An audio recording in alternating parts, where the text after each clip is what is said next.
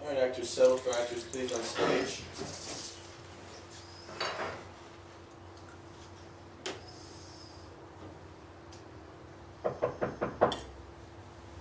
Come in. Mr. Stevenson, it's Dolores Fairchild, Mrs. Stevenson's attorney. Ah, yes, Miss Fairchild. Do come in. I've heard quite a bit about you. Good things, I hope. Nothing but. I must admit I've been doing my due diligence on you. Indeed, quite the reputation you've acquired for yourself. Yes, I like to let my body of work speak for itself. Well, let me assure you, your body of work speaks wonders of you. Thank you. Brains and beauty. A stellar combination. Spare the niceties, Mr. Stevenson. I'm here on business. There'll always be time for business, Miss Fairchild. Why not get to know one another first? Mr. Stevenson. Jack. Please, call me Jack. Jack, I think it's best we remain professional. As do I, Miss Fairchild. It is Miss Fairchild, isn't it? I don't see how that has any bearing on the conversation at hand. I'm here to discuss your assets on behalf of my client. And you're doing a bang-up job, if I must say. But don't you think it might be more fun if we were to discuss, say, your assets? I've heard of the way you manipulate women, Jack. So if you think it's going to work on me, you're wrong. I'm here to represent your wife, and I plan to do just that. Ah, loyalty. An admirable quality. Well, she's making some vicious accusations against you. Let me guess. I don't love her. I've been unfaithful.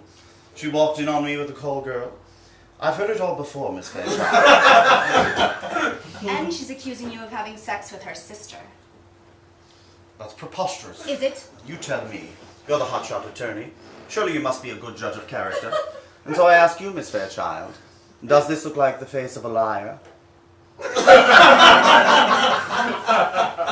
That will be for the judge to decide. Ah, yes, the judge. So Diane has decided to put my fate in the hands of a man who doesn't even know me.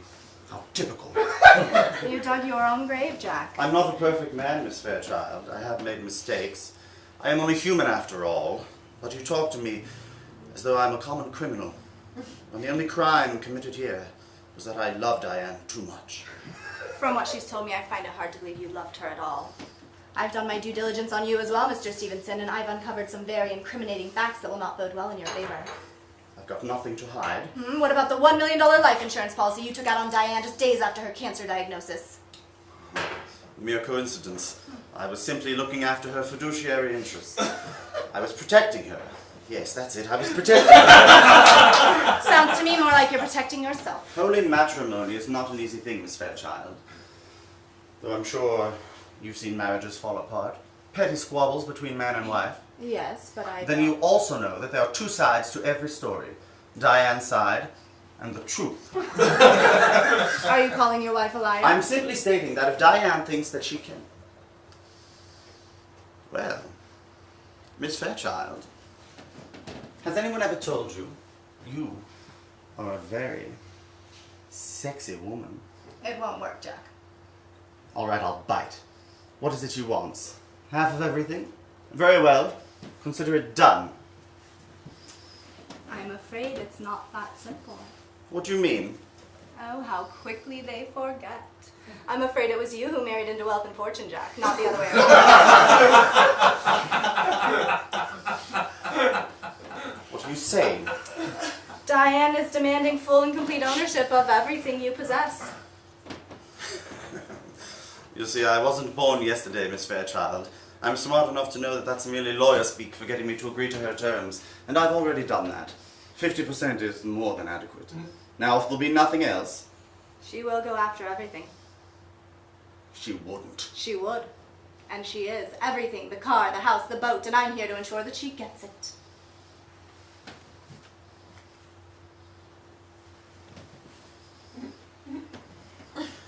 Well, don't you worry, Miss Fairchild. I'll see to it that Diane gets exactly what's coming to her.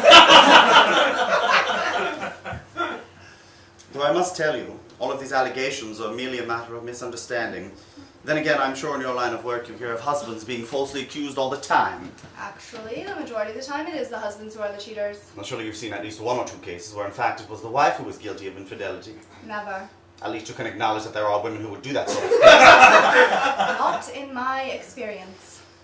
How about a drink? Champagne? Do we have something to celebrate?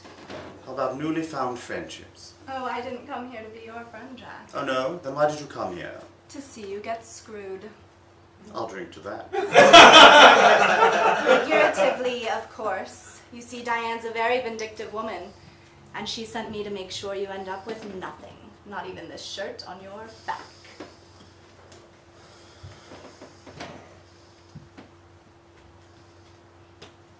Not even the shirt on my back, you say?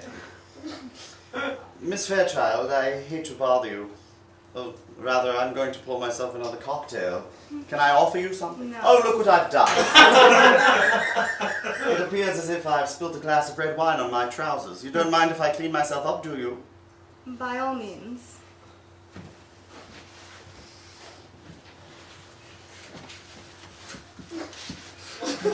I do have other appointments, so if we could make this right quick. Oh dear. It appears the red wine has soaked through to my underpants. Miss Fairchild, I hate to bother you, but there's a clean pair of undershorts on the table there in front of you. Would you mind handing them to me, please? Miss Fairchild, I'm not able to reach them from here. Why don't you come around back and hand them to me? I'm not comfortable with that. Don't be silly.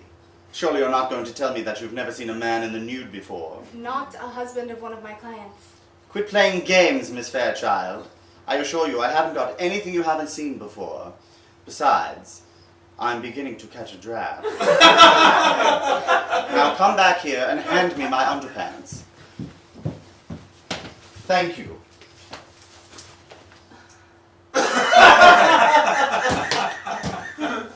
Something the matter, Miss Fairchild?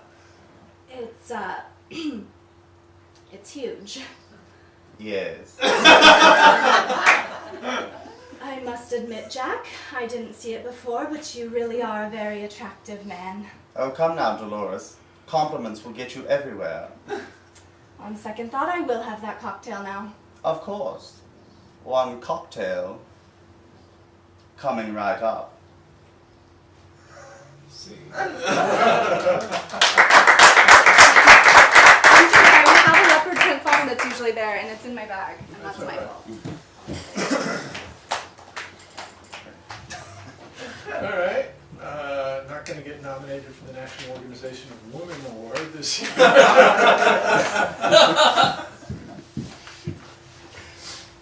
No doubt. You're a funny guy, and it's a funny sketch. I'm not. Tell me what is the intent of it? Well, What's the premise? the premise is... Is this a? It could be. You seem to be playing it like it's an episode of a soap opera.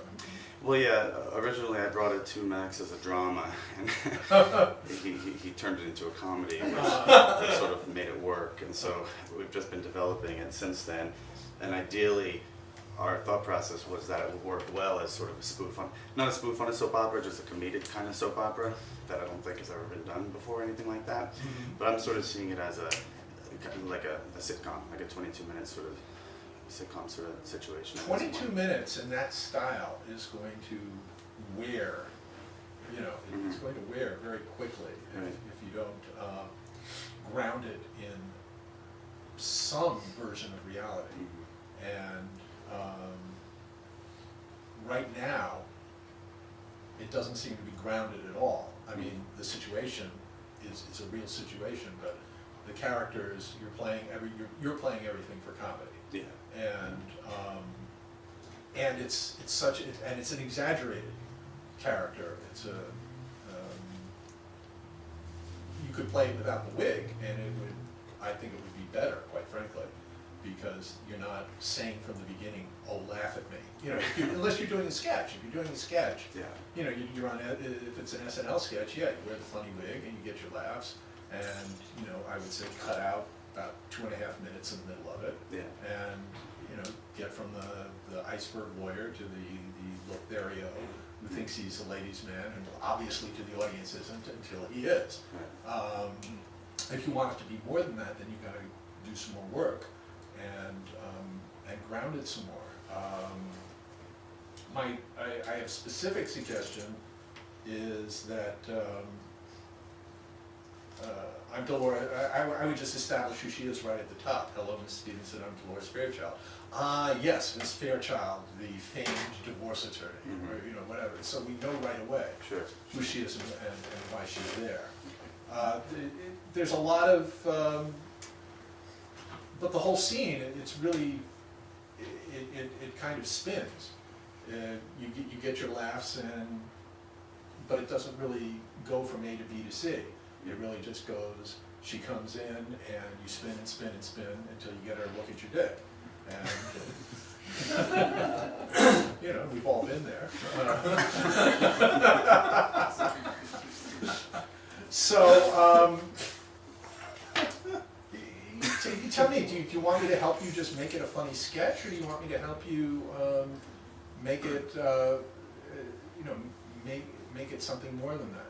Well, right now there's 6 episodes. There's 6 episodes? Okay. What happens in the other episodes? Well, I think you saw the previous one to this with the sister a while back. You'll have to refresh my memory. Yeah, it's when the one He sleeps with he does the same thing to the sister, the same thing he does to the Well, basically, just to sort of quickly sum it up, it starts with my wife walking in on me with a prostitute Okay. in scene 1.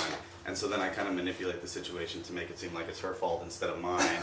So then in scene 2... Oh yeah, I remember that. So then in scene 2, that her sister comes and confronts me about cheating on her sister. Then I spin it on her and wind up fucking Okay, her. so this is a series about this guy. Yes. Basically. Yeah. Okay, who's the guy? He's a sociopath. He's a manipulator. He manipulates every situation, but in his mind it makes sense. But to everybody else around him, it's completely absurd. Okay. And so he just, like, the scene after this, he speaks to his attorney, who's played by Lionel, and he's this Jewish attorney, and he sort of spins it on him to represent him, but he wants him to lie to the judge, basically, in order to help him win over Diane's accusations of trying to take everything from him. So it's just very... he's just a sociopath. Well, but in the reality of the world, though, if he's such a sociopath, why did somebody marry him? Yeah. Well, the scene it started as a scene with Lisa Marie, and then kind of evolved into where it is now. So that needs to go back and be explored. I've been moving forward, and I haven't gone back yet to sort of lead up to that point. But I know what you're saying. If you do want to do it as a series, then I'd lose the wig and make him a real but funny sociopath. I mean, I think I used the John Lovitz comparison earlier, and part of Lovitz's problem was always being real. He's not good at being real. He's good at just being big and funny. But when he does that, it's funnier when the people around him are real. But you're coming in very stylized, and like you're playing the same sketch he is. Next time I see it, I'd like to see you try it. You're just a real lawyer. Okay. You're just and you're confronted with this. this insane self-deluded guy. Okay. All right. Just one quick question. So Sure. the accent, lose the... No, I like the accent. It's funny. It's funnier if you're not doing an accent. Right. Okay. It's more. You're just a lawyer from Century City. Okay. That. And so look at the lines with the same intent, that rather than you're playing on his elevated level of satire, you're playing in the real world. Okay. And he's off in that, and then it becomes a real surprise that at the end he sucks you into it. Yeah. Okay. And just another thing, referring to the wig, originally it was sort of intended to be sort of a 70s kind of themed piece, so I don't know if Okay, if that's part of your premise, then go with it. I mean, it doesn't necessarily have to be, but it just, like with, I wasn't aware of the context. If this were, if this were playing out in an apartment with shag carpeting, exactly. And all that, sure. Yeah. Do it as a period piece. Okay. Cool. Yeah. Thank you. Okay.